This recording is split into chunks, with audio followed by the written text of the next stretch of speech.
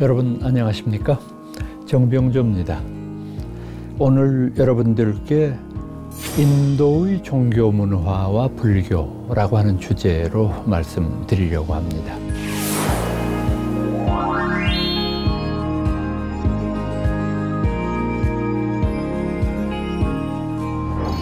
과연 인도라고 하는 대륙의 부처님 당시 혹은 그 이전에는 어떤 종교 사상과 철학들이 있었을까? 그리고 그와 같은 고대 인도의 종교들이 불교의 탄생에는 어떤 영향을 끼쳤을까? 이런 점들을 좀 더 심도 있게 논의해 보려고 하는 것이 이번 강의의 목표입니다. 이런 모든 말씀 드리기에 앞서서 우선 인도 대륙의 문화적인 특수성을 이해하셔야 되리라고 생각을 합니다. 우선 이 인도라고 하는 나라는 여러분들이 상상하시는 것 이상으로 굉장히 대륙의 넓이가 광막합니다. 넓어요. 우리나라로 따져서 말씀드리면 우리나라 남북한을 합한 넓이의 23배 정도 됩니다. 이 땅의 넓이가. 그러다가 보니까 광막한 대륙적인 특수성을 이 나라 민족이 가질 수밖에는 없겠죠. 또 이 인도라고 하는 나라는 아열대성의 기후를 가지고 있는 나라입니다. 상하의 나라죠. 늘 덥고 습하고 이제 이런 그 기후를 가지고 있기 때문에 그곳에 살던 분들이 다 그런 건 물론 아니겠습니다만 일반적으로 은둔적이고 명상적인 기질을 가질 수밖에 없는 그런 기후풍토를 가지고 있습니다. 또 이 나라는 5천여 년 전부터 인류가 살아오면서 많은 문화를 축적해 왔는데 이 넓은 지역에 사는 인종이 굉장히 다양합니다. 참 이쪽과 저쪽의 거리도 멀지만은 살고 있는 인종 자체가 아주 다릅니다. 저도 인도에서 잠시 교수 생활을 한 적이 있었는데 인도에 살면서 제일 고통스러운 일은 제가 만약에 캘카타 쪽으로 출장을 가게 되면은 그쪽에서 쓰는 언어, 그러니까 이제 칼카타 지방을 중심으로 하는 동부 인도에서 사용되는 벵골리라고 하는 말을 조금이라도 배우지 않으면 불편하죠. 또 반대편의 서편에 있는 요즘에는 뭄바이라고 부릅니다만 원래 bombay라고 부르던 서부 인도 최대의 무역항이 있죠. 그곳에 가면은 마하라슈트리라고 하는 말을 써야 됩니다.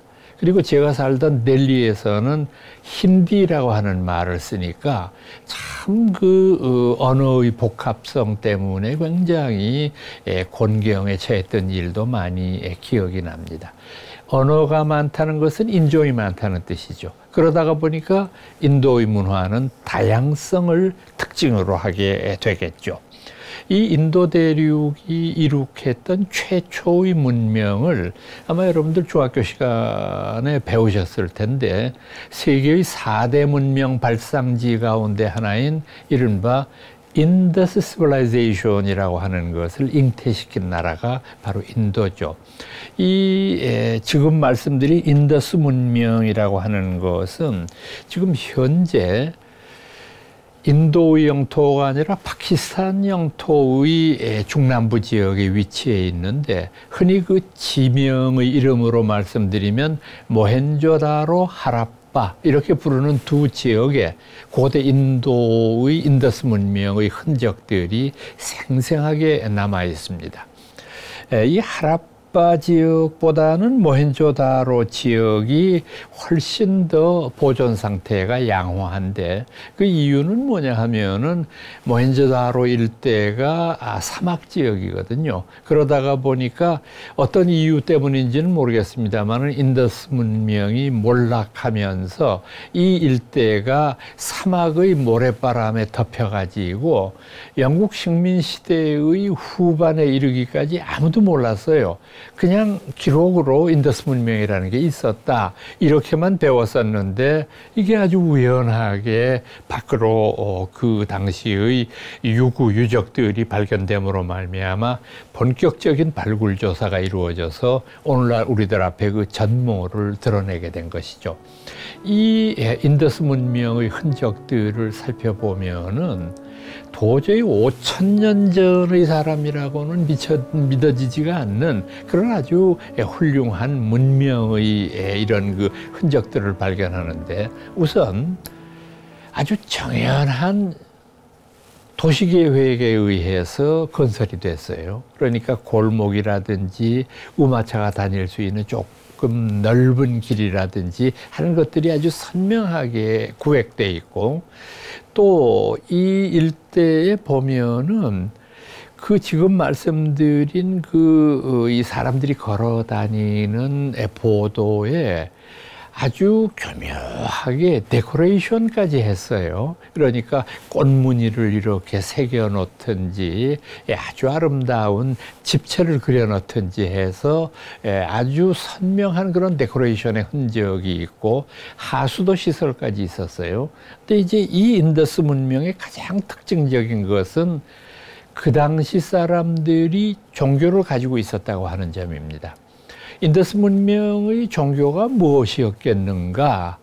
그 실체는 물론 지금 밝히기가 어려운데, 거기 발굴된 여러 가지의 자료들을 보면은 우선 토우라고 저희가 부르죠. 흙으로 빚은 동물상이 굉장히 많이 발견이 됐어요.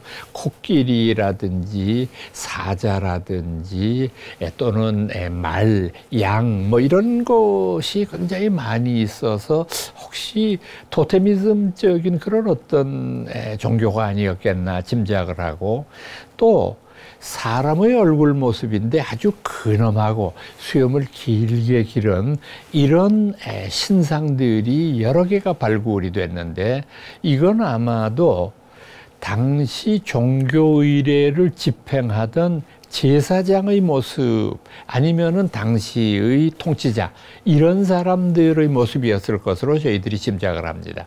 그리고 결정적으로 이 모헨조다로에 종교가 있었다고 보는 이유는 뭐냐 하면은 이 일대의 여러 시가 가운데서 아주 독특한 그 시가가 발견이 됐어요. 그건 뭐냐 하면은 거대한 목욕탕 시설이 이곳에서 발견된 거예요. 목욕탕이라고 우리가 확정 지을 수 있는 것은 뭐냐 하면은 집이 2단으로 구성이 되어 있어요. 그래서 조금 위에 있는 그 첫 번째 단은 사람들이 옷을 벗고 입도록 설계가 됐던 거고, 그 밑에 한 단 더 내려오게 되면은 양쪽에 큰 홈이 뚫려 있어서 물이 나오도록 되어 있거든요. 그러니까 일종의 사우나 시설 같은 그런 걸 갖췄던 거예요. 이건 뭘 의미하느냐 하면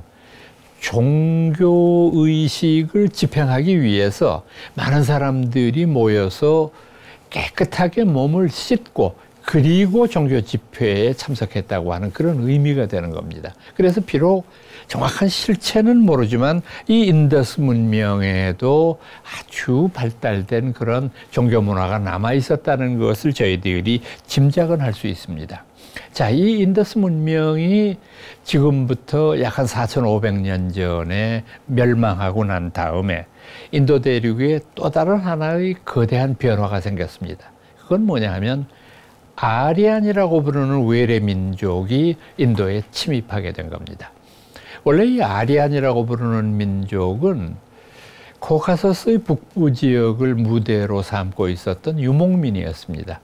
그러니까 자신들이 소나 말, 양들을 초원에 풀어놓고 그 풀들을 따라서 끊임없이 이동하는 이런 유목의 생활을 하고 있다가, 이 사람들이 최초로 이제 이 역사의 전면에 나타나게 되는 것은 기원전 17, 18세기경인데, 기원전 13세기경에 이들이 계속해서 서쪽으로 진군하다가 드디어 히말라야 산에 부딪히게 됩니다. 그러니까 여기에서 이 아리안이라고 부르는 종족의 파들이 둘로 갈려지게 되는 거죠.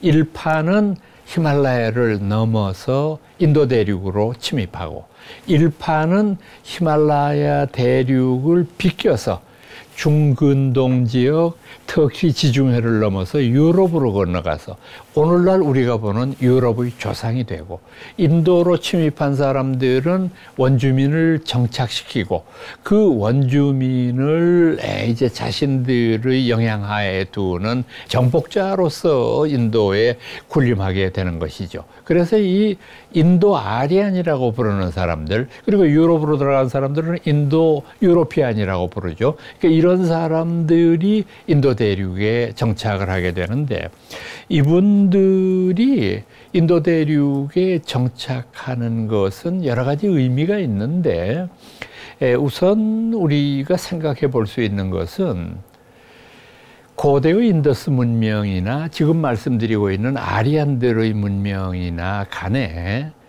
어떤 것이든 이 세계의 다른 그 문명 발상지의 것과 비교를 해봤을 때 특히 인도의 것이 더 우월하고 훌륭하다, 이렇게 말할 수 있는 근거는 희박합니다. 뭐 물질 문명의 면에서는 서로 비슷비슷한데, 다만 정신문화의 면으로만 말씀을 드린다면 참 고대 인도의 정신문화가 뛰어났다고 하는 것을 알 수 있습니다. 우선 고대의 인도 아리안들은 인도 대륙에 정착하게 되면서 그 이전까지 인도 대륙의 중심지였던 인더스강 유역에서 간지스강 유역으로 서서히 영토를 넓혀갑니다. 그 간지스강 유역에서 일부는 농사를 짓는 정착민의 생활을 하고, 또 일부는 모여 살면서 도시국가를 발달시키기 때문에 도시국가에서 일어날 수 있는 일들, 상업과 공업과 이런 일들을 많이 일으키게 되어서 처음 당시쯤 되면은 이 거대한 도시국가들이 상당히 큰 세력을 얻고 있었던 그런 상황이었습니다. 자, 그런데 이제 이들이 간지스강 유역에 정착하면서 이룩한 고대 신화 시대의 인도적인 어떤 세계관을 말해주는 것으로서는 베다나 우파니샤드와 같은 철학 사조들이 있습니다. 우선 베다니 우파니샤드니 하는 이런 것들은 거의 고대 인도의 어떤 종교 서적이라고 이해를 하시면 됩니다. 고전에 해당하는 건데, 베다 같은 종교는 주로 어떤 것을 테마로 삼고 있느냐 하면은 굉장히 많은 신들을 상정을 하고, 또 그 신들에게 예배드리고 제사드림으로 말미암아 인간의 행복이 믿어지고 보장된다고 하는 그런 생각들을 가졌죠. 그러니까 베다는 말 그대로 신화적인 우주관을 간직하고 있는 중요한 고대 인도의 문헌인데, 여기에 나타나는 신들을 보면 초창기는 명백하게 다신교입니다. 자연계의 여러 현상들을 신격화하기 때문에, 이를테면 태풍, 폭풍이 불 때에는 태풍의 신이 있고, 또 태양처럼 이렇게 늘 동쪽에서 서쪽으로 지는 이런 모습을 보이는 태양의 신이 있고, 그러다가 보니까 신들이 뭐 무한한 숫자로 많이 생겨나게 되죠. 그런데 이 신들은 베다에 의하면은 인간의 능력을 초월한 절대적인 존재입니다. 그렇기 때문에 모든 인간들은 신에게 예배드리는 일이 필요하다고 생각을 했죠. 그런데 이 베다의 후반부에 들어가게 되면 이 여러 신들에 대한 깊은 회의가 눈에 띄어요. 이를테면 이런 겁니다. 베다에 나오는 노래 가운데에서 무유찬가라는 노래가 있거든요. 무와 유에 대한 찬가. 대개 제가 압축해서 번역 말씀을 드리면 이런 내용입니다. 태초에는 무도 없고 유도 없었다. 무엇이 허공을 뒤덮었을까? 저 mid없는 깊이를 가지고 있는 물은 어떻게 존재할 수 있었을까? 그는 알리라. 이 모든 것을 창조한 그 유일자는 알리라. 그러나 어쩌면 그도 또한 모르리라. 이 마지막에 퀘스천 마크가 참 재미있지 않습니까? 일단 다신교에서 신들의 성격이 바뀌는 교체 신교를 거쳐서 유일신교까지 이르는데 나중에는 이 유일신을 의심하는 거예요. 과연 이 유일신이 모든 걸 창조했다면은 그 창조자의 이전에는 누가 있었는가? 이런 의문을 제시하기도 하고요. 그러니까 이 베다의 신관에서 보이는 고대 인도인들의 사고방식은 상당히 어떤 진전된 그런 형이상학적인 의문을 가지고 있다는 것이라고 볼 수 있는 거죠.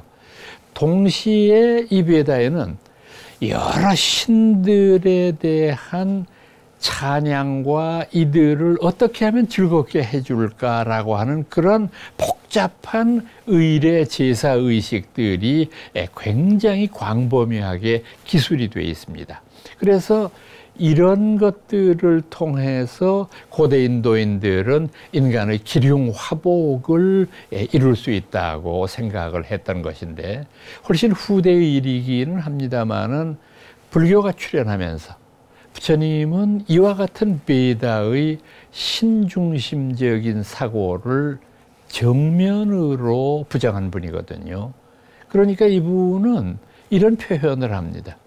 만약에 인간의 행복과 불행이 신에게 다 달려있다고 한다면 인간은 아무런 할 일이 없지 않은가? 그냥 가만히 있으면 신들이 다 모든 것을 결정해 주니까. 그러나 이것은 불합리한 사고방식이다. 자신의 운명을 개척하는 것은 오직 자기 자신뿐이다. 또 이와 같은 여러 제사의식이 일반화되고 모든 사람들이 꼭 치러야 할 일로 생각을 하다가 보니까 사성제 계급 가운데에서도 제일 상위의 계급이 브라흐만, 사제족이거든요. 그러니까 여러분들 한번 생각을 해보세요. 인간이 행복해지기 위해서는 신에게 제사 드려야 된다. 그런데 보통의 우리가 그냥 앉아서 여럿이 모여가지고 신에게 예배 드린다고 해서 신이 우리 소원을 들어주는 게 아니에요. 우리들의 소원을 대신해서 신에게 빌어주는 사람, 이 사람이 사제족이에요. 요즘 우리식으로 얘기하면 종교의 성직자들이에요. 이분들에 의해서 우리들의 행복이 보장될 수 있다고 한다면 결과적으로 어떻게 되느냐 하면 브라흐만이라고 부르는 사제족은 신을 움직일 수 있는 살아있는 신이 되어버린 거죠.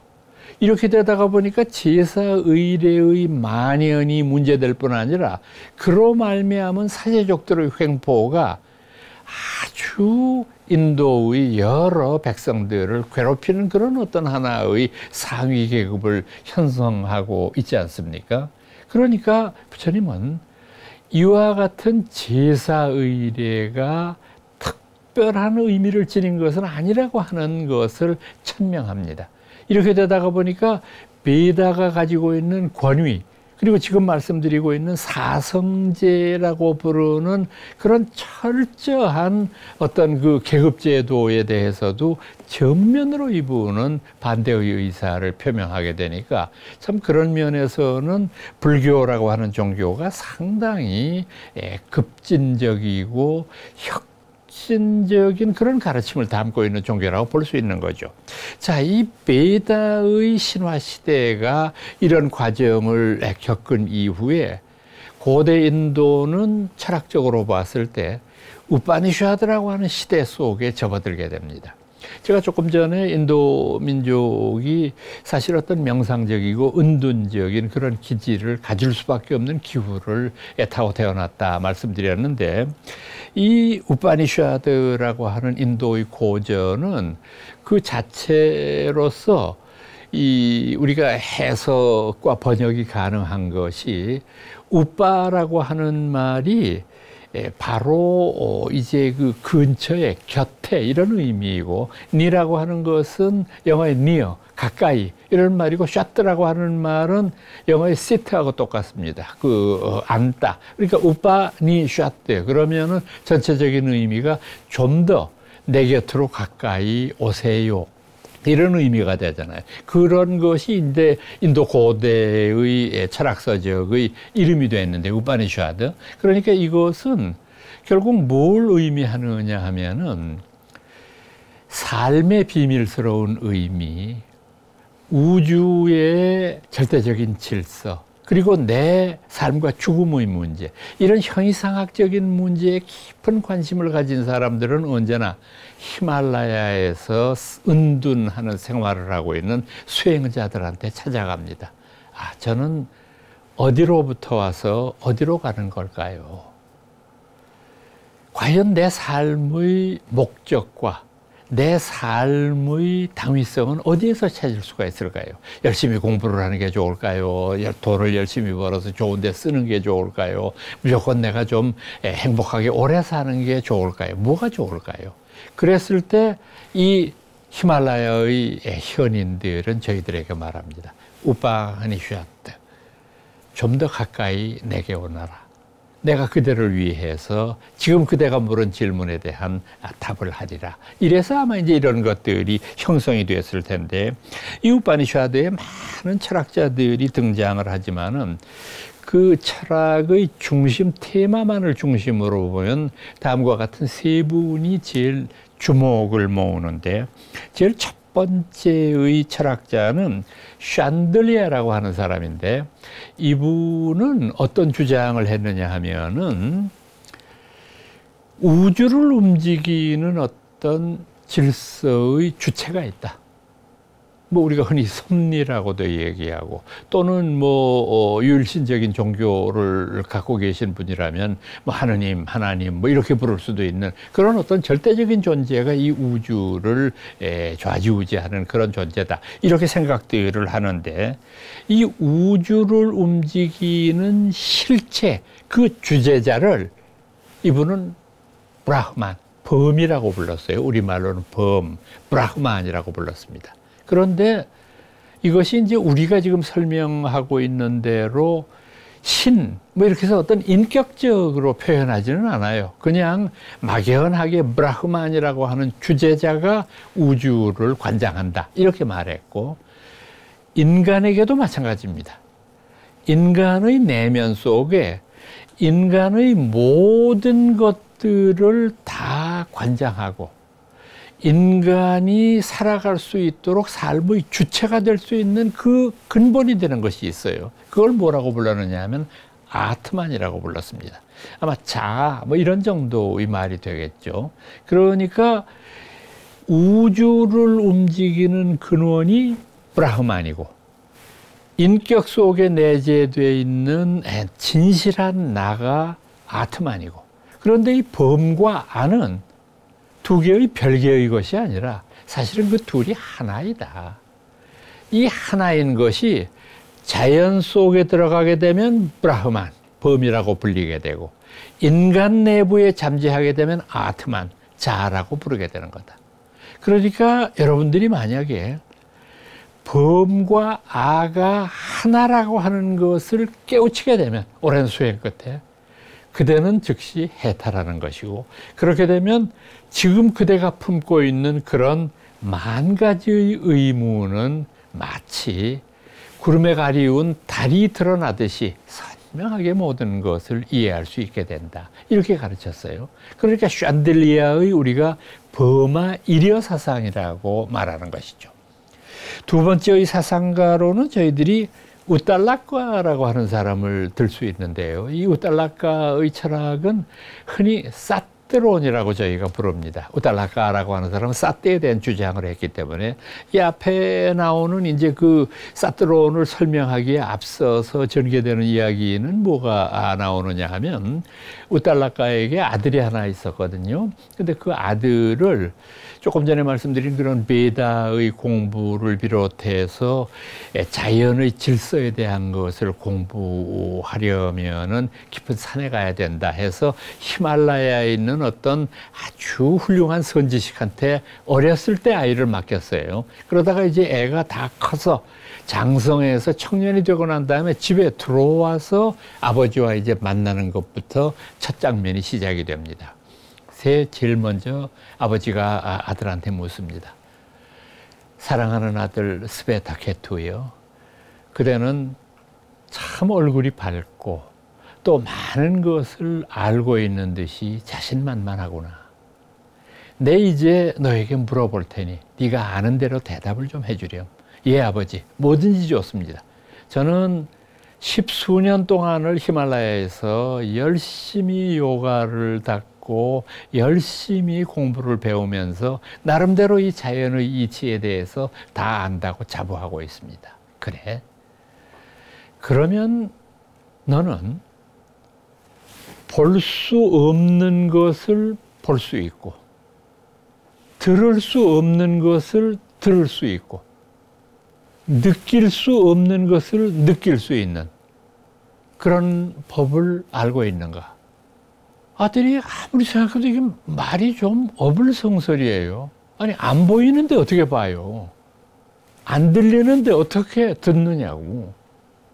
그러니까 이거는 조금 좀 질문이 너무 어렵고 저는 그런 공부까지는 못 배웠습니다. 만약에 우리 선생님이 그걸 알았다 하면은 저한테 다 가르쳐 주셨을 텐데 그거는 제가 금시초문입니다. 그래. 그러면 내가 그대에게 이렇게 설명을 해볼게.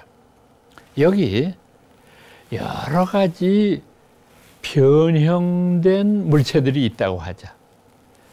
밥을 먹는 밥그릇, 그리고 물을 마시는 어떤 그런 이 잔 같은 것들, 찻잔이나 뭐 이런 것들, 이 모든 것들은 변형된 모습이기 때문에 다 생긴 게 달라요. 색깔도 다 다르고.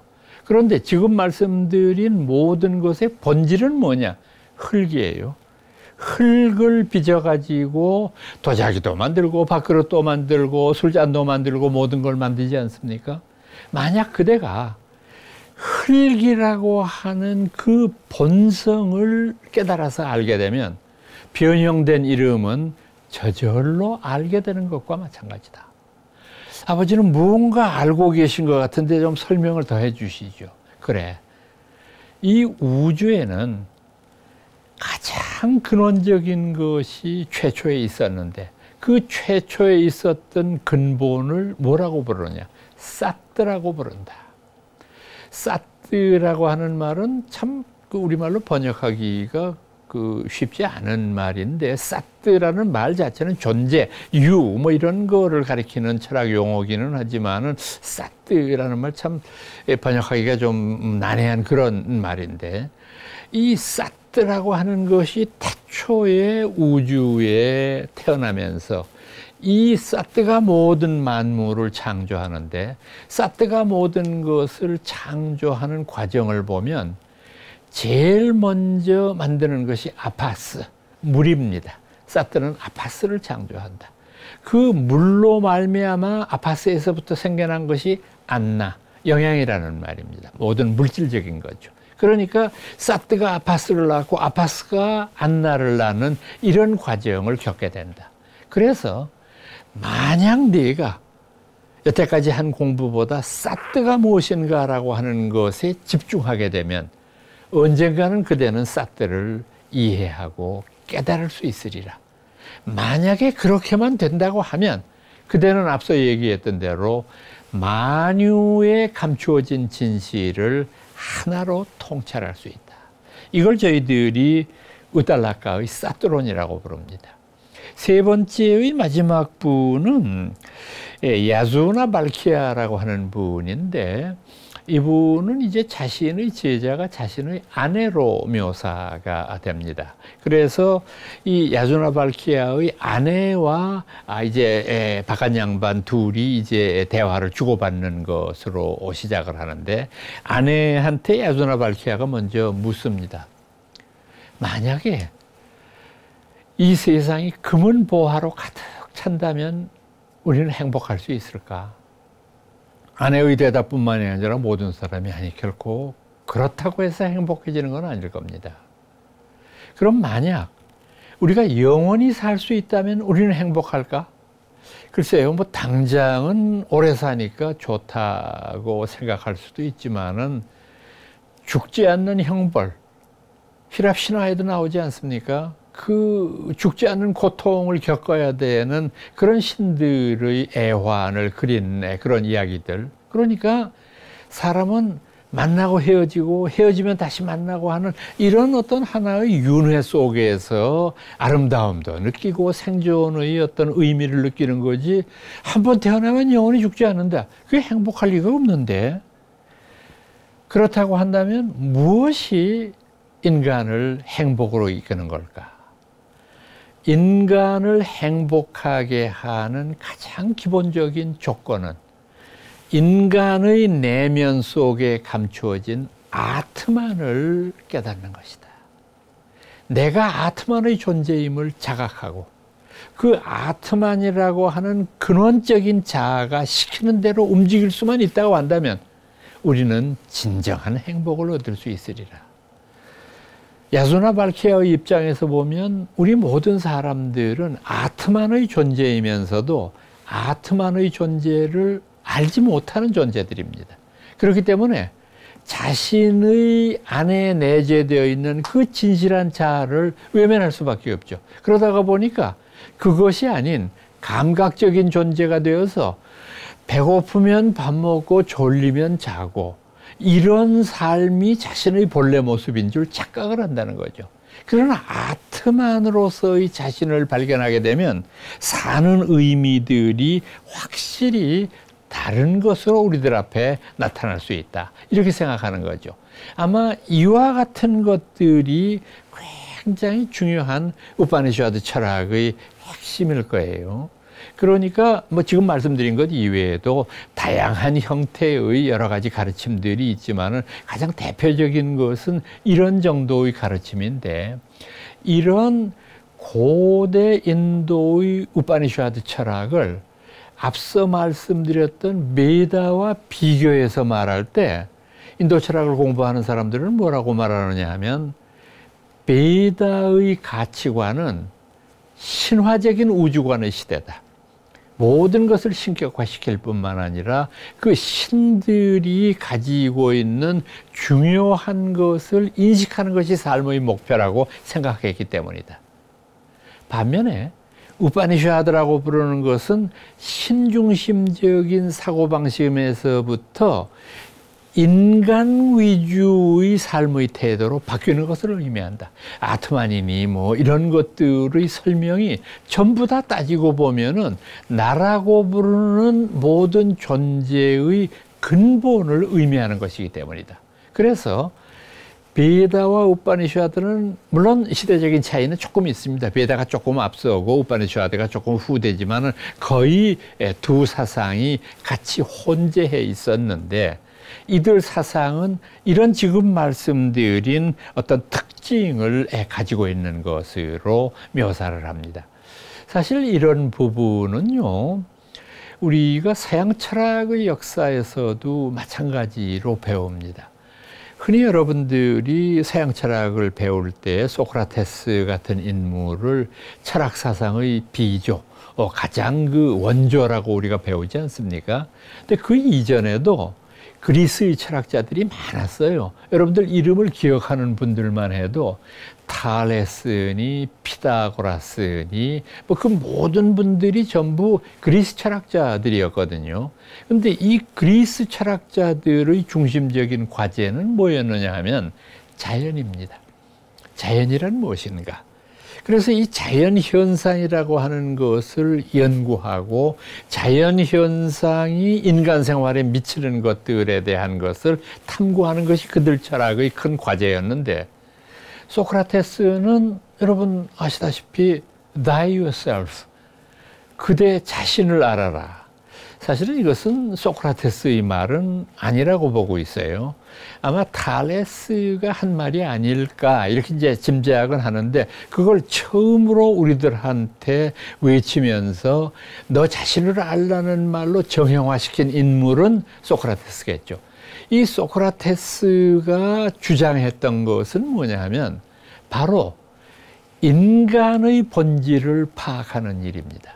그래서 여러분들 잘 아시는 일화, 히랍의 어떤 그 아름다운 전통 가운데 하나는 해마다 5월의 마지막 날이 되면 5월 30일이 되면은 그 해의 인물을 선정하는 그런 모임들이 있었다고 합니다.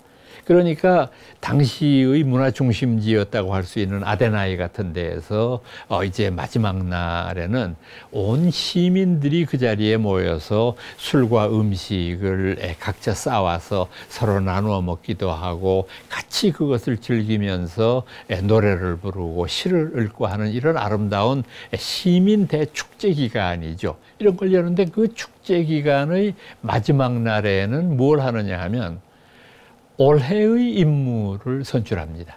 그 올해의 인물은 그 자리에 모여있던 많은 아데나이 시민들의 투표로 결정이 됩니다.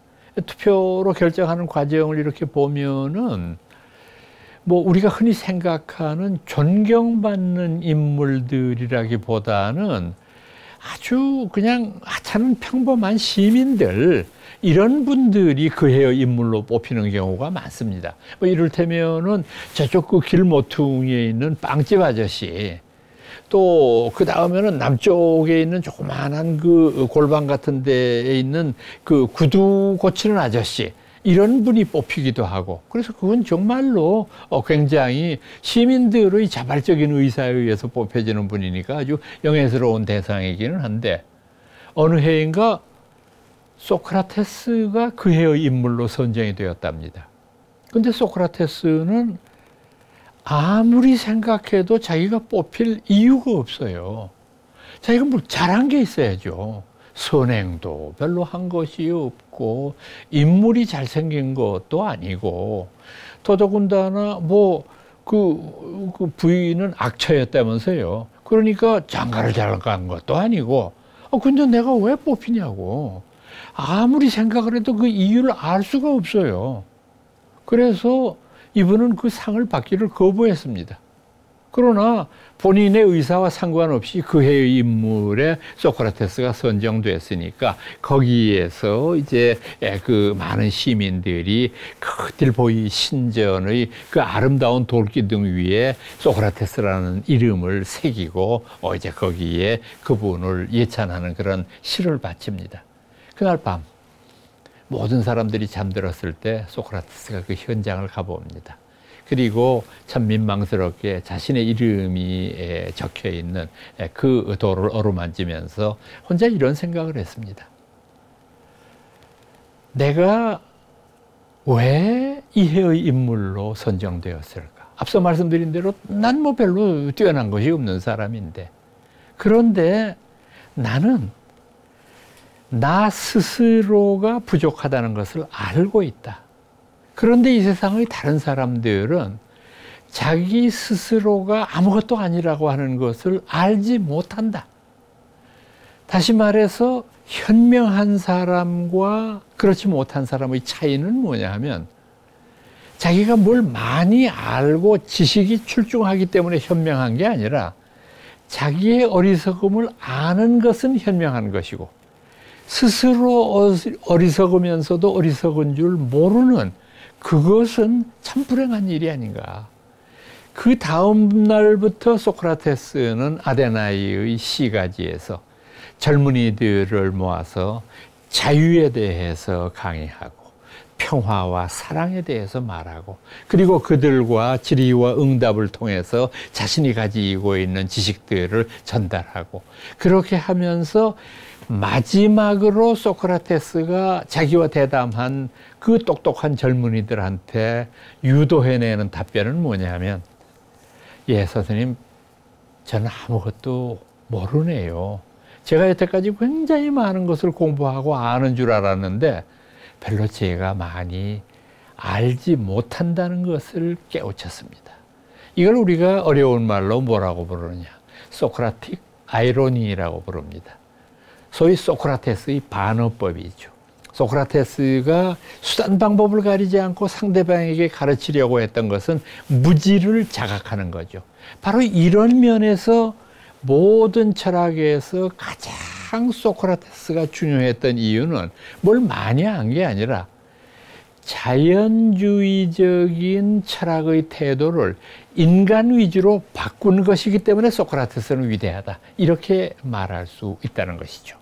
자, 그러면 이 베다나 우파니샤드가 과연 우리 불교에는 어떤 영향을 끼쳤을까라고 하는 점인데, 우선 제가 조금 전에 말씀드렸던 버마 이리어 사상 같은 것은 우리 불교, 특히 대승불교에서 강조하고 있는 불이 사상이 있죠. 이것과 저것이 둘 아닌 하나이다라고 보는 이런 사고방식을 이루는데 많은 시사성을 가지고 있다고 생각을 합니다.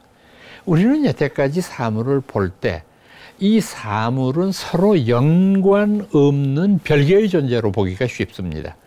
그런데 본질의 면에서 보면 이 둘은 하나이다. 우리 불교는 그 둘이 하나인 이유를 연기라고 하는 관점에서 이해하려고 합니다. 이것과 저것. 여러분 다 잘 아시는 그 유명한 부처님의 개송. 이것이 있으므로 저것이 있고, 저것이 있으므로 이것이 있다. 이것이 없으면 저것이 없고, 저것이 없으면 이것이 없다. 왜 이것과 저것이 하나일까? 이것과 저것 둘 중에 하나가 없어지면 나머지는 다 없어지는 거고, 이것이 있게 되기 위해서는 저것이 있어야 되고, 그러므로 둘인 듯 보이지만 사실 이 둘은 하나일 뿐이다. 이게 그 위대한 우리 불교의 불이 사상이거든요. 둘 아닌 사상. 이 불이 아드바이타라고 부릅니다만 인도에서는 이런 것들은 특히 중국의 선종에서도 굉장히 중요하게 인식되고 있지 않습니까? 생과 사가 하나이다. 대승불교에서 흔히 그런 얘기들 많이 하지 않습니까? 나고 죽는 것이 어떻게 똑같습니까? 근데 나고 죽는 것이 똑같다는 거죠. 이것은 마치 낮과 밤이 똑같다는 것하고 똑같은 의미 아니겠어요? 번뇌와 보리가 둘인 것 같지만은 아니다. 번뇌와 보리가 하나다. 번뇌와 보리, 깨달음이라고 하는 것이 극단적인 대립을 보이는 것 같으면서도 이 둘이 사실은 하나다라고 하는 것을 의미하는 이런 불이 사상의 토대를 이루는 것은 바로 고대 인도의 우파니샤드 철학의 영향이라고 생각을 합니다.